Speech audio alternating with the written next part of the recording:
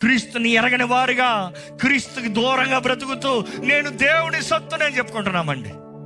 ప్రార్థన ఉండదు, ఒప్పుకోలు ఉండదు, పాపాలు ఒప్పుకోకుండా అజాగ్రత్తగా ప్రభు బలిలో పాలు పొందేవాడు శాపగ్రస్తుడు అవుతాడని దేవుడు. ఈరోజు ఎంతో మంది క్రీస్తుని అవమానపరుస్తూ బాప్తిజం తీసుకునేవాడు ఇంకా నా ఇష్టము అన్నవారు, నాకు ఇష్టం వచ్చేలాగా నేను జీవిస్తా. ఈరోజు దేవుడు నిన్ను అడుగుతున్నాడు, నాతో బ్రతుకుతానికి ఆశపడుతున్నావా?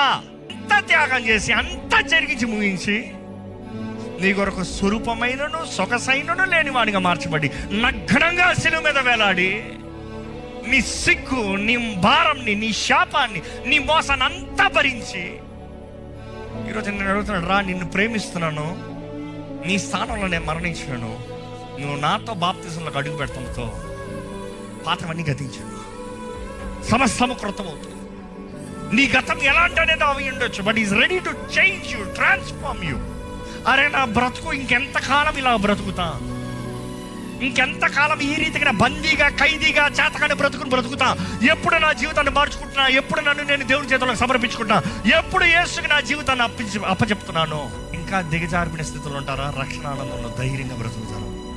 ఇంకా ఎందుకు ఆలస్యము? ఇంకెంతకాలం అపవాది బంధకాల్లో, ఇంకెంతకాలం అపవాది కార్యాల్లో, ఇంకెంతకాలం అపవాది స్నేహంతో బ్రతుకుతారు?